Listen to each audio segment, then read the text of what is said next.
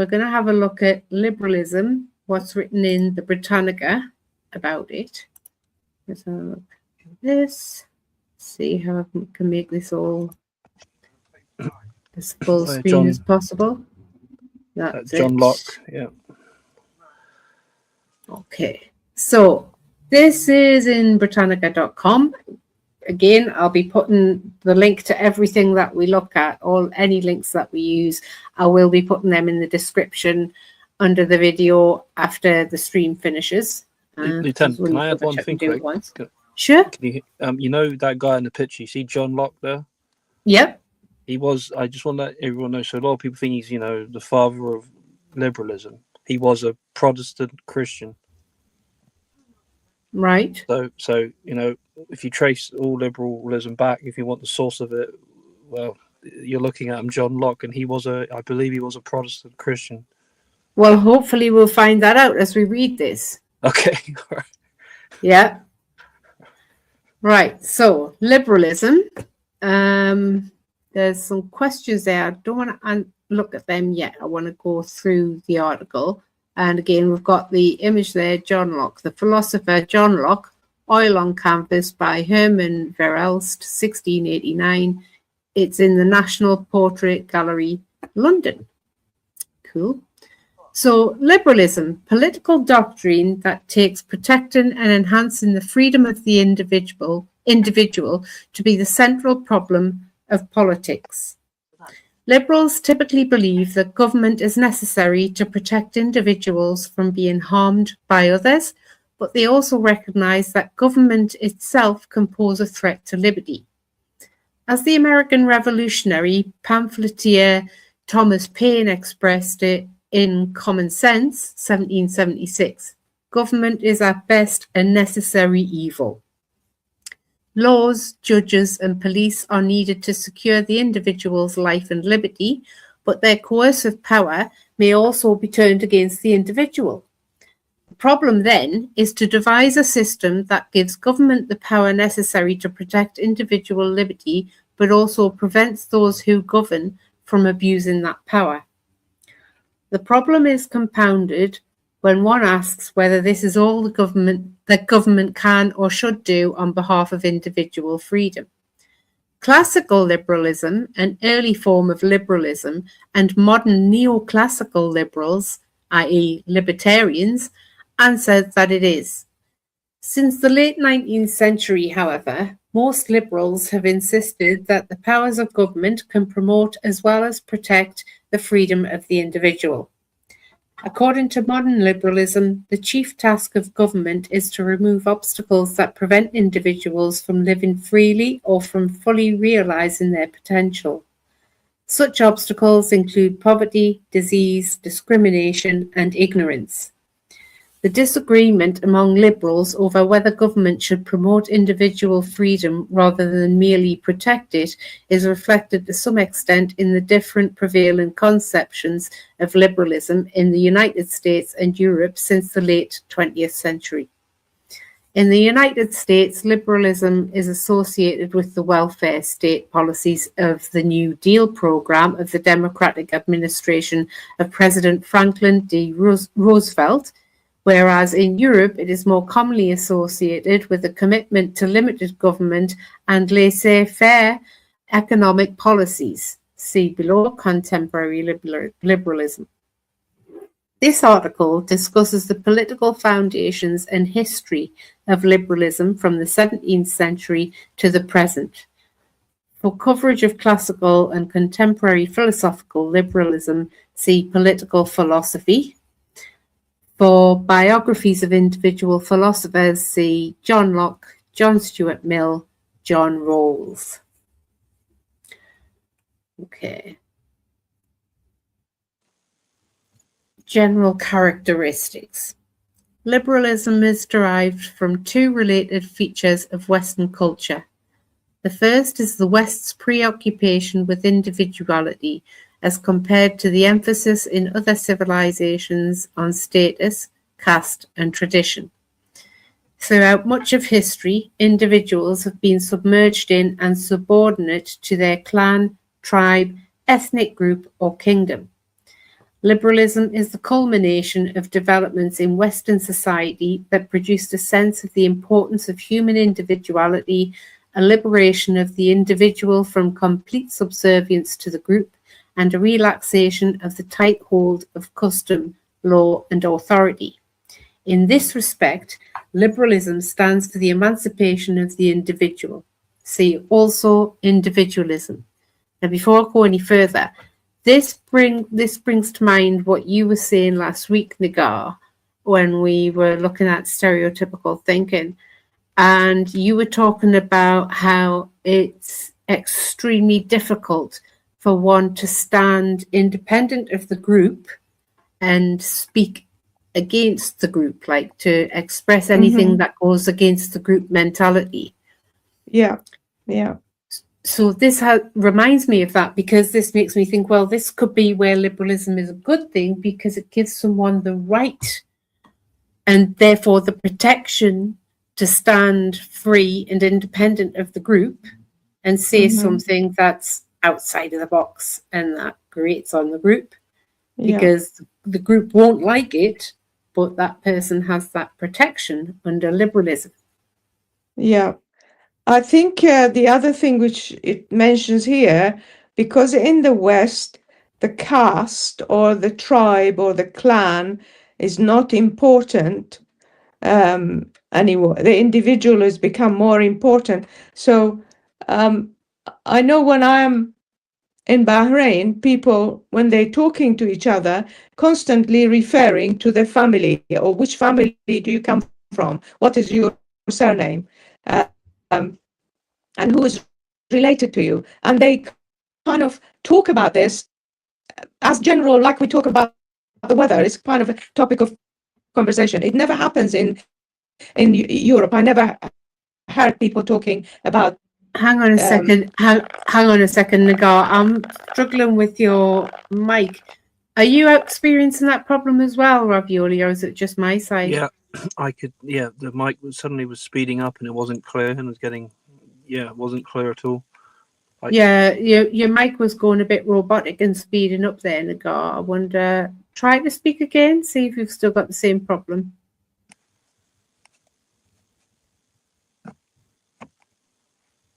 Yeah. Are you there, Nagar? Oh, she's gone. Hopefully she'll come back. Yeah, sure. Yeah, it was interesting what the guy was about to say on that. Yeah. Yes, I don't want to move forward with the conversation until she comes back, actually, because I'd like her to start that again. Yeah. So we can hear her fully. One idea in my mind, Lieutenant, is it just makes me laugh. Like, people who want to attack Christians or Jews or Muslims, even or God, they think they're liberals, right? They believe in this liberal, but again, the guy founded is John Locke. He was a Protestant Christian. So these people who want to subscribe to liberalism in a big way and deny God, but yet they become hypocrites because he was, and I just find it quite laughable, really. Oh, Nagar, I can't hear Nagar's microphone is not good. I can't hear her. Yeah, that was very robotic. Let me have a look. Anything this side?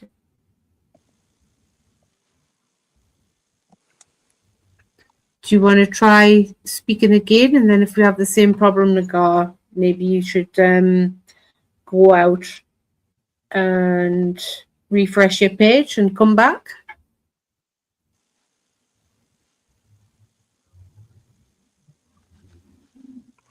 What? Oh, hang on. There's a message.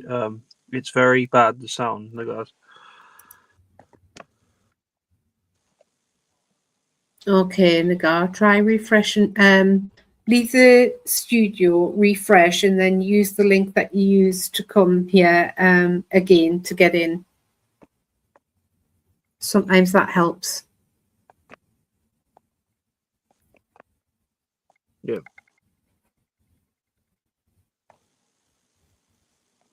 It was strange too, because it was all right, wasn't it? It started off okay. I can't. Yeah, she sounded great. Yeah. I can't understand anything.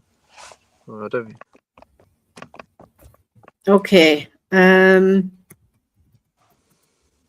No, she says she can't leave the studio. refresh your page and use the link to get here again. Right, she's gone. Okay, so yeah, so what you saying? Yeah, no, just yeah. I just find it funny, the hypocrisy in it, Lieutenant. Lieutenant. Because the guy was a Protestant, just John Locke, and people want to subscribe to it, but the Bible, or Jesus in the New Testament things was what inspired him, and is where his morality or ethics all came from. And yet people take what he create, his idea of liberalism, say, or the father of it, and yet I just find it funny, they deny God or Jesus or and yet they want to, take his idea. I don't understand. To me, it's a bit hypocritical. I just find it quite funny. Yeah, especially considering they stand there and oppose Christianity, the people who call themselves liberals today. But I'm just going to bring Nigar back on. Okay, I Hello, can hear Nigar. now. Oh, Nigar, hi. clear. We can hear you perfectly again. Brilliant. Oh, as soon as I start speaking, it goes all funny. Why is that? Right. Oh no, you sound all right now. Oh. Now you sound okay. It's okay. It's okay now. Okay. Yeah. We'll continue. See how we get on. Yeah. Okay, so Ravioli was just saying how he's noticed how hypocritical people are who declare themselves as liberals nowadays, yet they go against everything that the founder of liberalism was about, and that was Protestant Christianity. John Locke. Right? Mm-hmm. Yeah, John Locke. So these people who are calling themselves liberals are going against liberalism because liberalism, it sounds, is steeped in Christianity, based in Christianity. Yes. Actually, it's interesting because I didn't know that it started by him. But I kind of associate liberalism or liberals in society with atheists more than anything else. Yeah, what we see today, for sure. Yeah. Okay. Well, hopefully as we go on this, it looks like it's going to be another deep dive like the other topics that we've started on and that we will continue on. It looks like we're going to deep dive on this one and hopefully get the answers to those things. What's gone wrong here and there? If there's a complete difference, like if it's so, what might you call it, bipolar? Like you've got an extreme north and an extreme south of what liberalism was compared to what it is now. If they're completely the opposite, then we need to see what's gone wrong as well, don't we? Can it be that any ideas which human beings come up with are good and to start with, but then gradually as life goes on, I mean, everything ages. So people add things to it, like our bodies age. So eventually these ideas manifest the flaws within them, like as our bodies age, it manifests the flaws and bits of it fall off. So communism in theory is a very good idea, but as we go on, then we find individuals who behave in very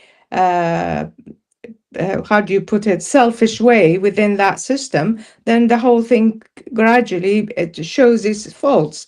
It's and the same thing happens within religions. I mean, people take the Bible, which is the word of God, and then they corrupt it or they misinterpret it. They interpret it according to their wishes. So after a passage of time, things becomes contrary to what it was in the beginning. So I think this is about everything human beings come up with. Well, I think that infers that certainly with religious texts, like you just said there, the interpretation of the texts and people manipulating and distorting and applying things wrongly isn't a fault of the text, is it? It's the person that's done that. That's what And I'm saying. That's what I'm saying. I think it's us as a human society. This is seem to be a characteristics of human society. We take something which is good to start off with, and it moves on in life, and then gradually it is corrupted. I mean, everything falls apart eventually. I mean, material things, if you give them long enough, eventually disintegrate. And the same thing seems to happen with ideas. They are very good, very coherent, and actually, at times goes on, they kind of disintegrate. So a new idea has to come to take their place, and new ideas always coming to take their place. Yeah. So, but what you were saying, like, say, about communism's supposed to be a good idea. This is where it's different. With communism, it's pretty much laid out what is meant by it, right? There isn't any misinterpretations or anything like that. It's just that communism doesn't include the entire human condition. It's idealistic as opposed to guiding. It's very much, here's a structure, fit into it, or there'll be bother, right? That's the underlying current. Whereas, like, say, with religious texts, you can look at them and you can choose how you use them. Lieutenant, for me, it's simple. Like I just think the decree and the will of God, no matter what will happen. Sorry? You know, the will, the decree of God. What do you mean? But for me, that, you know, it will happen sooner or later. What will happen? Whatever he decrees, I think it will happen. Right. Well, despite what you believe, like getting back to the point, we're talking about, you know, communism supposedly being a good idea. It clearly isn't, because it ignores. Hang on, I'm not finished. It ignores the human.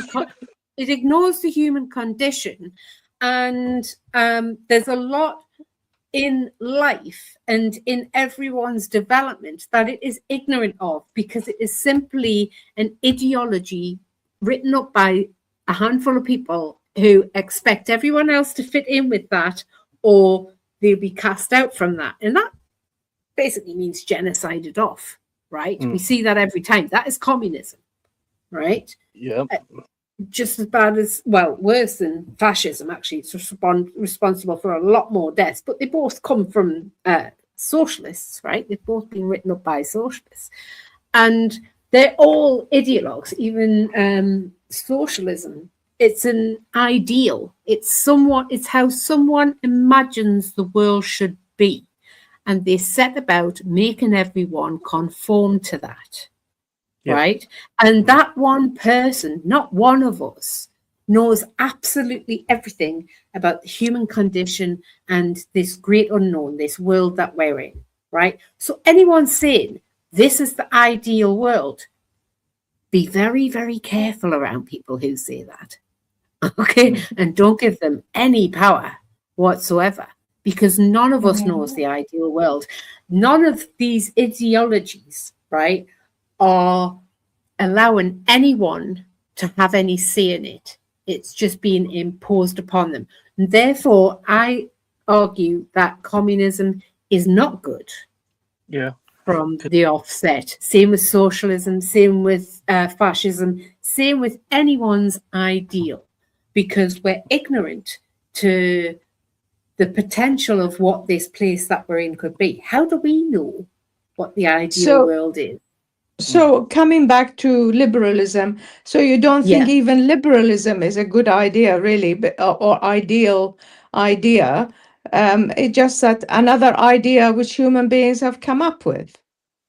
Yeah, and, you know, potentially, I don't say that there isn't a place for liberalism, in the sense that I am for freedom of expression. I am for freedoms.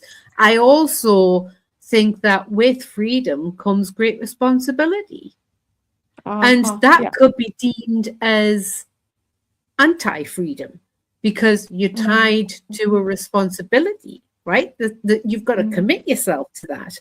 However, that can be quite liberating in the sense that you know where you stand. You're not under any illusion that you're entirely free when you're not entirely free. There are restrictions in nature, let alone what we decide to accept and not accept and impose upon each other or ask each other to agree to, right? And all the rest of it.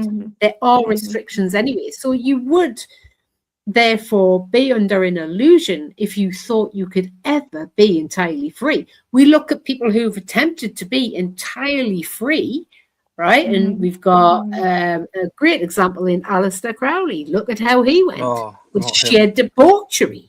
Yeah. Right. He destroyed. I don't know who he is. Sorry. Sorry. Well, he was a leading Satanist, right? Yeah, and he had bestiality. He had all the debauchery you can think of. So he abused a lot of people. He harmed a lot of people and himself. Okay. Just thinking that trying to live that he could be as free as he wanted. Do as thou wilt was his creed. Right? Do whatever you want. Yeah. And that's where that led him, right? I see. Not a good place to be. So he cast aside any responsibility for anything. And it was catastrophic for the individuals, teachers that he was involved with and himself. Where is this human values? What are the human values? What is it which a human being should aspire for? And where is it that, what kind of things should he aspire for? And the limits, I mean, we have to find the limits of human behavior, or what is the ideal human behavior. I mean, we're not animals, as you just said, because if we go that path, we become very corrupt, if you like. Oh, we are an animal. We are an animal. How we choose to conduct ourselves is based on history, our history, how things have gone in the past. We've learned, and thus our knowledge of ourselves and our knowledge of potential outcomes has evolved. And that's what we're basing our decisions on. Sorry, Lieutenant, I'm going to exercise my freedom of speech and disagree with you. And I have to say that I just don't agree that we are animals. I think we are humans, and there are values that human beings have. That yes, human beings are a species of animal. Yeah, I have to disagree with you. Okay, here. I agree that our bodies are are animal, similar to animals. We need to eat and sleep, and have feelings, and they have feelings. But the thing which divides us or separates us from animals is our spiritual understanding and our intellect, if you like. And our values as a human being are different, and what an animal, a fulfillment of animal is to have enough to eat and to have a good environment to live in. But that is not enough for us as a human being. As a human being, we need to do what we are doing now. We need to talk to each other, and we find it stimulating to exchange ideas with each other. I mean, that's the only reason I come on these panels, because I like to talk and I like to hear what other people say. Yeah.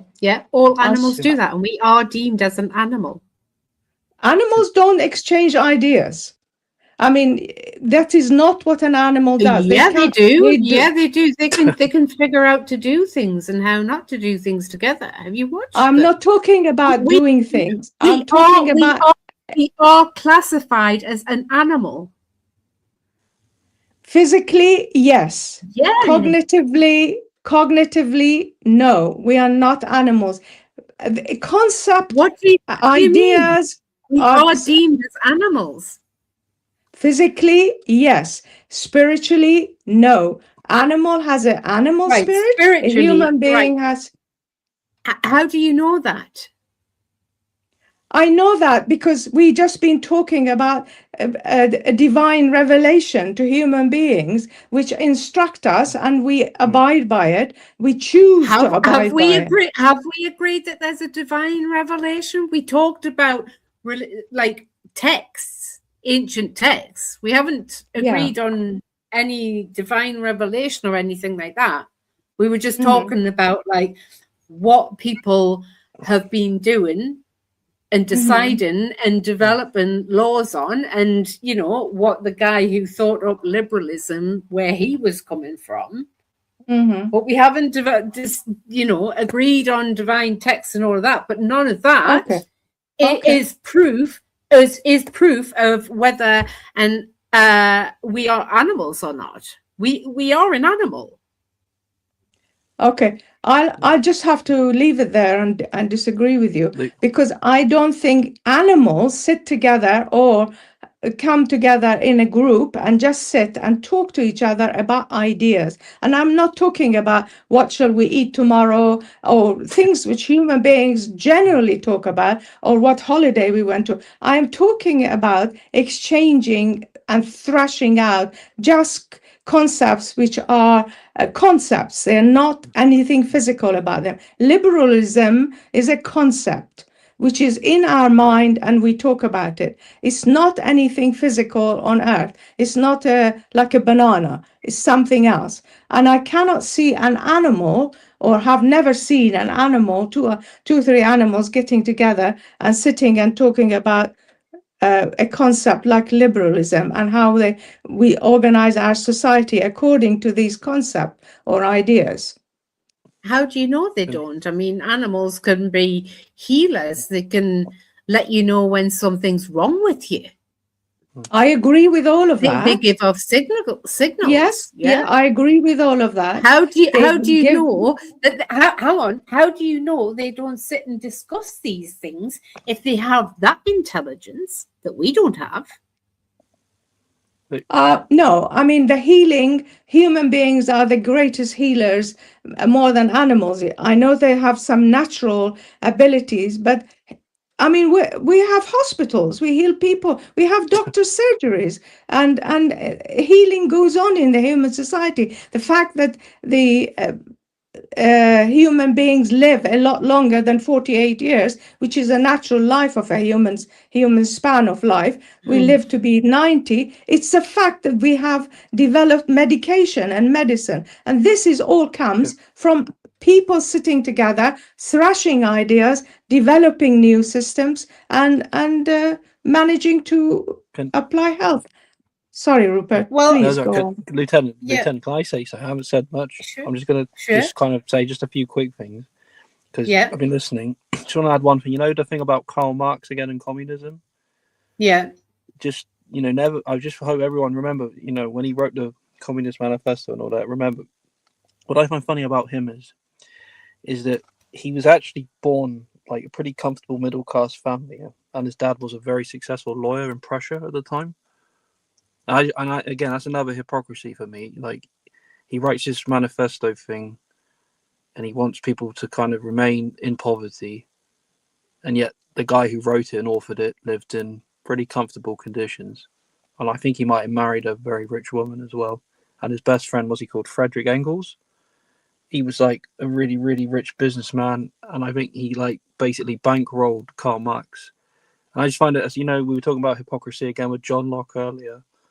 Yeah, they set up these ideals. It's funny, the guys that say this stuff, right? Yeah, and they don't live by what they preach. They don't practice what they believe in. Right? So and then the other thing was with Aleister Crowley again. Yeah, that book was called The Philema, I think, and it was all about how to perfect the most, like you said, the most arrogant, selfish, his will, the will of the human.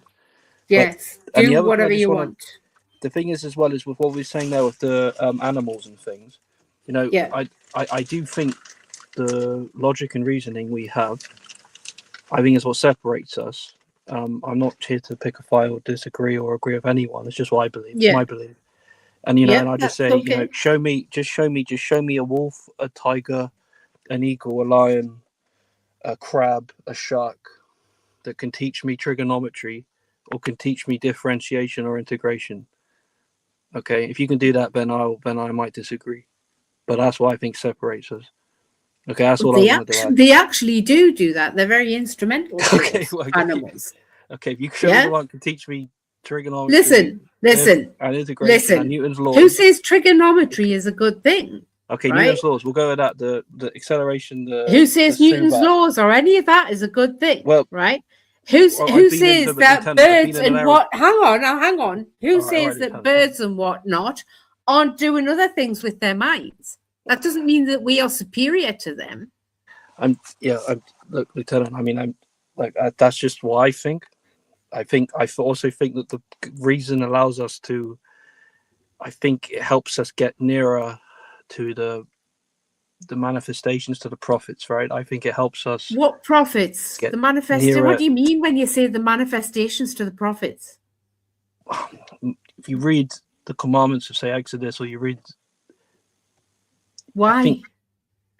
What do you mean? I think you have to have. You need that with sort of your. What's the word I'm looking for here? Revelation to I don't want to get too off topic, Lieutenant, so I don't know if I should go on. Do you want me to continue? I don't want to mess up the. Shall I come in a little bit here? I just need to understand what it is you're talking about. No, like the the link, whatever revelation is, right? Revelation. Does something say? What revelation? Are you on about the book of Revelation? No, I'm saying the messenger of God, prophet. May I come in, Rupert? All right, okay, may I come in? Yeah. All right, if you want to. Right. I think what Rupert is trying to say, correct me, Rupert, if I'm wrong, is that there are certain individuals who say that we have received a revelation from God. Jesus was one of them. Moses was another one. Muhammad was another. Baha'u'llah was one. The Bab was one. Abraham was one. Noah received a revelation from God. Buddha and Krishna say do you have evidence that they've received a revelation from God? Okay, let's go there afterwards. But they say, or the people who believe in them say that they've received a revelation from God. And some of them, we have books by them, the words which we have in books like the Quran or the Bible, the Old Testament or the New Testament. Right. Can you hear me? Are you there, Rupert? I can hear you there, Ravioli. Okay. Hello? I think the thing's crashed. Hello? I can hear you, Ravioli. Hello? Okay, we can hear you, Rupert. We can hear you. Yeah, sorry. All right, Rupert. Anyway, there are certain ancient prophets that we don't actually have what they say they received from God. We know Noah had instruction to build a boat and the rest of it. And we know the story of Abraham, how he had to leave his people and go over a river. And I don't want to go in details on all this. And the most newest revelation is Baha'u'llah and the Bab, and we actually got their own handwriting where they say they received this. No, hang on a second. I need to cut this short. So you've accepted that, right? Yeah. That doesn't mean that it is the truth. That's just like someone's testimony of something, right? I don't understand what this has got to do with humans being animals. We are animals. Okay, just because we're at the top of the food chain, this is from Outlaw King in the chat. He says that just because humans are at the top of the food chain and have the most evolved brains doesn't remove us from being animals, because many different species of animals show a lot of signs as we class as human traits. What are human traits? I just don't agree with a lot of that. Okay, but, I just want to know what are these human traits? We are an animal, though. That is what we are regarded as in biology. I agree. Our bodies are flesh and the same as animals. I completely agree with that. But the fact that we are sitting here, we don't even know each other. I know Rupert, but you don't know Rupert. You've never met him in physical life, but I have met him. But I have not met you, Lieutenant, and I don't even know what your name is. But we are discussing ideas together. We are doing something which is, we would both presumably deem as useful or enriching to our understanding. So absolutely. I cannot see that two wolves across the internet could make noises at each other and something beneficial to the two wolves will come out. I can't see that. I haven't seen it. Just because they don't use the internet doesn't mean that they don't communicate. We don't but know they cannot, what they talk. No, I'm not saying they don't communicate. We don't know what they talk about, right? But we are regarded as animals. Whatever is their focus is their focus. We have our own focus, okay, for our own species, right? And all of the different species of animals interact with each other. We are all part of nature. Okay, absolutely. And humans are regarded as animals, right? I don't disagree with anything. Right. Okay, I'll have to disagree with you about the fact that we are the same as animals, because I didn't say we are the same. We are humans. We are not like a cat or a dog or a wolf. I was just saying that we are animals, because that's what we are regarded as in science. It is a theory called the theory of evolution. It's never been actually proven. I wasn't talking about evolution. Yeah. I was just talking about what we are regarded as. But okay. Lieutenant, as far as the species is concerned. As the species, a human species, we create skyscrapers, we create the internet. And I had a talk today, and they were talking about these cables under the sea, which allow us to have internet with all over the world together and talk together. I haven't seen elephants producing these cables and putting them under the sea and making an internet, which it just belongs to. And that doesn't mean that we are not animals. I'll have to disagree. Okay. I'll have to just disagree. Yep. Okay. Yeah. Sorry, what were you going to say, Ravioli? No, just thinking where to go. We're supposed to be reading through the article. All right then. Okay. So I'll start off again. General characteristics. Liberalism is derived from two related features of Western culture. The first is the West's preoccupation with individuality, as compared to the emphasis in other civilizations on status, caste, and tradition. Throughout much of history, individuals have been submerged in and subordinate to their clan, tribe, ethnic group, or kingdom. Liberalism is the culmination of developments in Western society that produced a sense of the importance of human individuality, a liberation of the individual from complete subservience to the group, and a relaxation of the tight hold of custom, law, and authority. In this respect, liberalism stands for the emancipation of the individual. See also individualism. Liberalism also derives from the practice of adversariality or adversarianness in European political and economic life, a process in which institutionalized competition, such as the competition between different political parties in electoral contests, between prosecution and defense in adversary procedure, or between different producers in a market economy, see monopoly and competition, generates a dynamic social order. Adversarial systems have always been precarious, however, and it took a long time for the belief in adversariality to emerge from the more traditional view, traceable at least to Plato, that the state should be an organic structure like a beehive, in which the different social classes cooperate by performing distinct yet complementary roles. The belief that competition is an essential part of a political system and that good government requires a vigorous opposition was still considered strange in most European countries in the early 19th century. Underlying the liberal belief in adversariality is the conviction that human beings are essentially rational creatures capable of settling their political disputes through dialogue and compromise. This aspect of liberalism became particularly prominent in 20th century projects aimed at eliminating war and resolving disagreements between states through organizations such as the League of Nations, the United Nations, and the International Court of Justice, World Court. Liberalism has a close but sometimes uneasy relationship with democracy. At the center of democratic doctrine is the belief that governments derive their authority from popular election.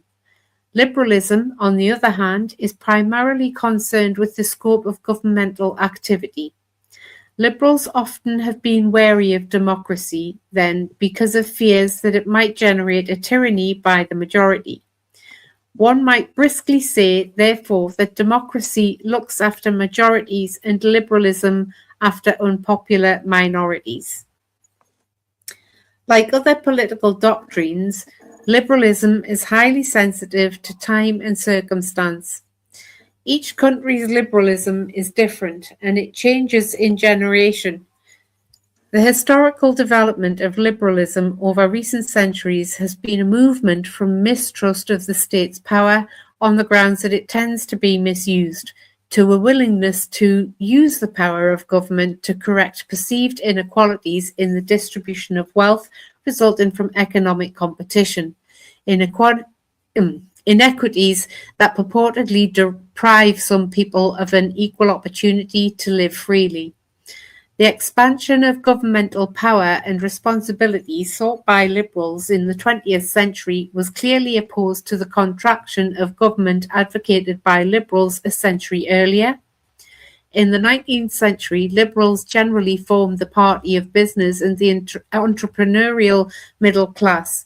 But for much of the 20th century, they were more likely to work to restrict and regulate business in order to provide greater opportunities for labourers and consumers. In each case, however, the Liberals' inspiration was the same: a hostility to concentrations of power that threaten the freedom of individuals and prevent them from realising their full potential, along with a willingness to re-examine and reform social institutions in the light of new needs.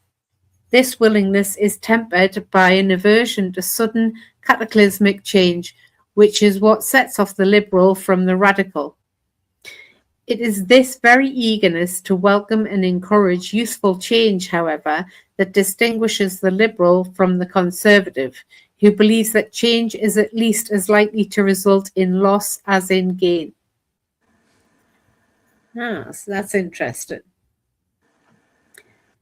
Any thoughts on that, guys?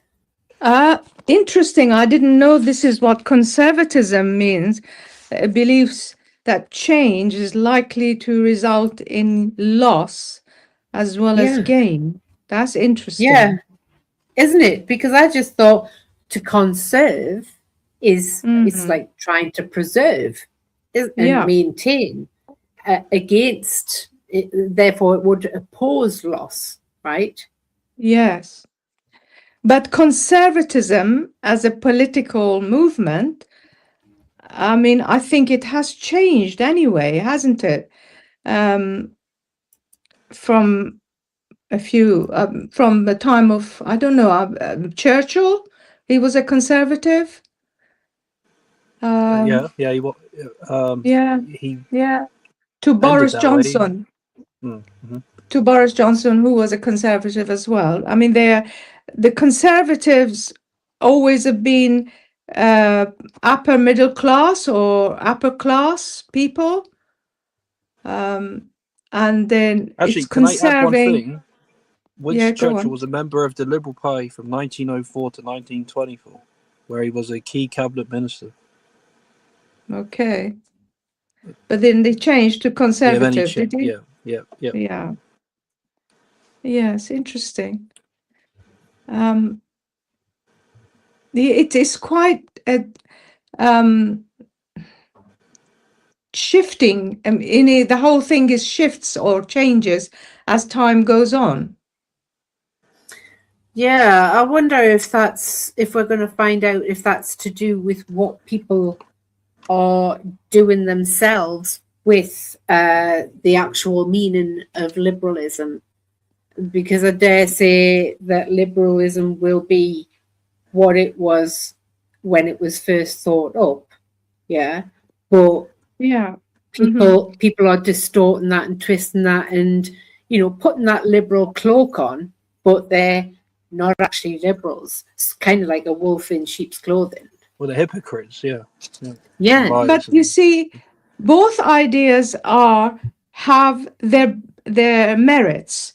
So liberalism, looking at for the individual and having the state quite small, so it doesn't impinge on the freedom of the individual, it has got merits in the idea. And conservatism, which apparently means change, can result in gain as well as in loss. I mean, to be conscious of that, when you do anything, change anything, to be conscious that this could cause a loss as well as a gain, it has its own merit. They both have their merit. How do you balance? Then, of course, there is labor as well, which is the nearest to communism as we understand it. It's trying to look after the laborer or the common person who creates the wealth, not the people who have got wealth already concentrated in property, conservatives, or the liberals who were middle class, it sounds like, from what we've read. But the ones who actually don't have concentrated wealth in property, but they create all the wealth that we use as a society. And that is got its merits as well, because of course they have to be looked after. So we need a system which actually brings all of that together. Conservatism and liberalism. And liberalism and labor too. So have the whole kind of different ideas together, because I don't know about labor, because labor are socialist. Right? Okay, so the idea of socialism then. I don't know how do you... From socialism comes the likes of communism and fascism. Yeah. I mean, socialism... But that seems to be used as an excuse because it never ends well with socialism. Smooth moderator.